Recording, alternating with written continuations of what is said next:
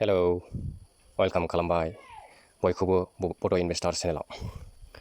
आं दिनैनि मिउचुवेल फान्डनि जिथु प्रफिट लस पर्टफलिय' आं बेखौ ग्र' एप्सआव थांनानै देखायनोसैलाय। नोंथांमोना भिडिअ'खौ जोबजासे नायदो आरो दिनैसिम आंनि जिथु टटेल रिटार्न बेसेबां ग्रथ जाखो, रिटार्न लानो हादोंना हायाखै, रिटार्न मोननो हादोंना हायाखै, बेखौ नोंथांमोना आं देखायलांसै। बिदिबा भिडिअ'खौ जोबजासे नायलांदो स्किप खालामालासे, आरो नोंथांमोनाबो एसे सोलोंलांनो हागोन बे आंनि पर्टफलिय'खौ नायनानै मिउचुवेल फान्डआव माबायदि इनभेस्ट खालामनांगौ बेनि प्रसेसफोरखौ नोंथांमोनाबो सोलोंना ला। थारैनो सानसे समाव जोङो फैसा बानायनो हायो ना हाया जोङो मेगनजोंनो नुलांबाय थागोन। बिदिब्ला आं देखायलांसै। ग्र' एप्सखौ आं अपेन खालामबाय। अके, फिंगारप्रिन्टबो होबाय आङो। अके, बेबायदि इन्टारफेस अपेन जाबाय। दा आङो डासबर्डआव अपेन खालामनोसै। बिदिब्ला नुबाय आङो सिदायैनो देखायखाबाय। सिदायैनो मा नुनो मोनखो, टटेल रिटार्नसा आंहा 7,805 रुपिस 7,805 रुपिस बेबायदि आंहा दिनैसिम प्रफिट जाबाय। आरो बेयो केपिटेलनि 6.61% गेइन जाबाय। केपिटेला जेसेबां बिनि 6.6% 61% बेबायदि रिटार्न होबाय आङो दिनैसिम। आरो दिनैनि रिटार्ना बेसेबां? दिनैनि रिटार्ना 334, माने 334.47 बेबायदि रां आङो दिनै नुनो मोन्दों। माने दासान्दि मार्केटनि बाजारनि कन्डिसना मोजां दासान्दि। बेखायनो दासान्दि आङो सानफ्रोमबो एसेब्लाबो प्रफिट नुनो मोनबाय थादों। मैयाबो एसे, नाथाय मैयानि दिनाव आङो भिडिअ आपल'ड खालामनाय जायासै। आङो सानफ्रोमबो एखे रोखोमनि एसे एनै प्रफिट आरो लसफोरखौ बेसेबां शेयार खालामबाय थानो बा बेसेबां आपल'ड खालामबाय थानो, भिडिअखौ आं एसे खम रोखोमनि आपल'ड खालामनाय जादों। माने दासान्दि बुंनो थाङोब्ला भिउसनिबो जेबो एफेक्ट गोलैयाखै आंनियाव, आरो इउटुबा नटिफिकेसनखौनो रावनिबो मबाइलावहाय नुजाहोआखै जानो हागौ। माखासे मिस्टेक बेबायदि आङो गोबां सोलोंनो गोनां दंबावो। बेखायनो नोंथांमोना थारैनो सासे सानैयाल'सो आंनि जिथु चेनेलनि जिथु पेज आरो चेनेलनि जिथु नटिफिकेसन, बे नटिफिकेसनखौ रावनिबो मबाइलाव माने स्पिडै नटिफिकेसनखौ देखायाखै, रावनिबो मबाइलाव थाङाखै आंनि जिथु चेनेलनि आरो मिउचुवेल फान्डनि जिथु प्रफिट लस, बेफोरखौ मानसिफोरनि बयबो बर' सुबुंनि माने बयबो मानसिनि न'खराव बेबायदि नुजाहैयाखै। मारै नुजानो? जेन'बा जोंनि बर'फ्रा, जोंनि साफ्रोमबो बर' फिसाफ्रा, बर' बिमा बिफाफ्रा बेबायदि जोंनि अनलाइननि थ्रुयै बा मिउचुवेल फान्डनि थ्रुयै माबायदि फैसा इनकाम खालामो, बेफोर नलेजआ गैयिनि थाखाय, आरो बेफोरखौ जों मबाइलाव सार्च खालामनानै नायैनि थाखाय थारमाने बेफोरबायदिखौ देखायहैनाय जाया। इउटुबा थारमाने साजेसन होआ। इउटुबा जेब्ला साजेसन होगोन, नटिफिकेसनखौ बयनिबो मबाइलाव होगोन, जेब्ला बयबो माबायदि प्रसेसै रां खामायनो हायो, जों न'आव थानानैनो माबायदि इनभेस्ट खालामनो हायो, गोबां रां खालामनो हायो सानसे समाव, बे नटिफिकेसनखौ इउटुबा होगोन जेब्ला बयबो सुबुंफ्रा बेवहाय ट्राफिक बायदि बयबो इउटुबाव रां आरजिनायनि सोमोन्दै नलेजखौ मिन्थिनो थाखाय सार्च खालामगोन। जेब्ला समाव सार्च खालामगोन, अब्लासो सानसे समाव आंनि मिउचुवेल फान्डनि जिथु दासान्दि बेबायदि चेनेल क्रियेट खालामनानै बयनिबो एसे एनै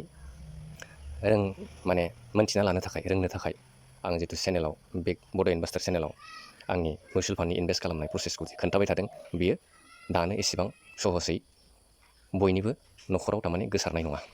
जेब्ला बयबो न'खरानो इनभेस्ट खालामनायनि सोमोन्दै मबाइलावहाय, गावनि मबाइलाव मोनथिनो थाखाय सार्च खालामगोन, मोनथिनो नाजागोन, मोनसे मोननै भिडिअ जेनेबा नायदावनायावनो, अब्लासो आंनि चेनेलनि नटिफिकेसनाबो गुबुन मानसिफोरनि मबाइलावहाय नुजाहैगोन। अब्लासो आंबो बै समाव बांसिन इन्टारेस्ट जागोन, जेन'ब्ला मिउचुवेल फान्डनि सोमोन्दै आरो बांसिन नलेज लाबोनो थाखाय, आरो आंनि पर्टफलिय' गेइन, आंनि केपिटेल गेइन, लाइफआव माबायदि इनभेस्टनि राहायै आङो गोबां रां खालामनो हागोन, बे प्रसेसखौ फोरोंनो थाखाय बा रोंहोनो थाखाय आरो मोनथिहोनो थाखाय इन्टारेस्टिं सम फैगोन मोनसे समाव। बेखायनो आं दा ओरैनो जाब्लाबो जायाब्लाबो दासान्दि आङो ओरैनो सासे सानै मोनथिनानै सोलोंनानै लानायानो जथेस्थ'। उनावहाय जि जायो जालांबाय थागोन।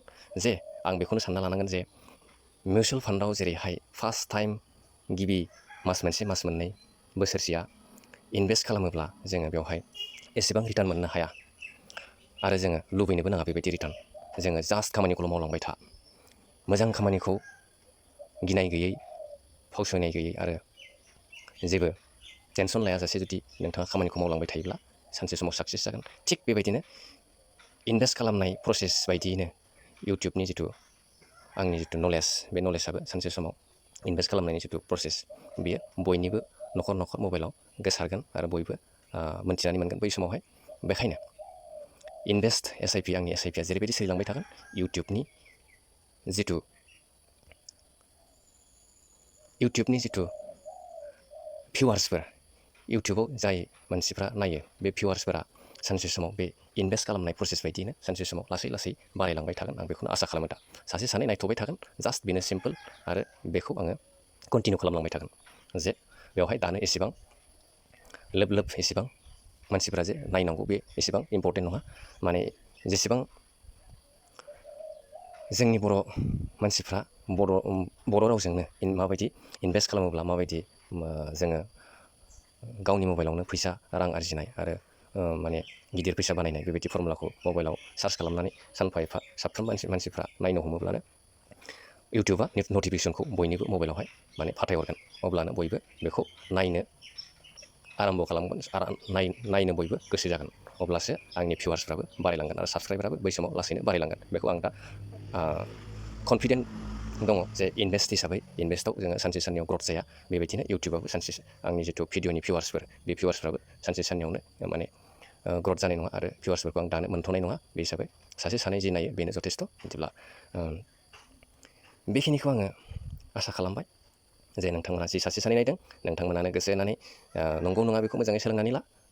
सासे सानैजों जिथु जोङो सोलोंनानै बेखौ बयनिबो सिगाङाव जोङो गावबा गावनि नलेजखौ जोङो जुदि फोरमायलायोब्ला बेनो सानसे समाव गोबां सुबुंफोरनि गेजेराव बियो गोसारगोन। मारै इनभेस्ट खालामनांगौ आरो माबायदि जोङो रां इनकाम खालामनो हायो लाइफआव, बे प्रसेसखौ जोङो बयनिबो थ्रुयै, बयनिबो राहायै जोङो सोलोंलायनो हागोन लासैनो।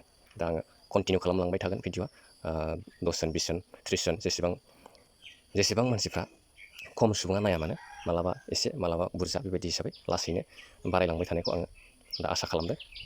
दा आंनि जिथु दिनैनि रिटार्ना बेखिनियानो 334 आरो बाखि गासैबो मिउचुवेल फान्डा माने ग्रिनावनो दंजोबो। जास्ट मोनसेल' मिउचुवेल फान्डा दिनै मा जादों, लस जादों।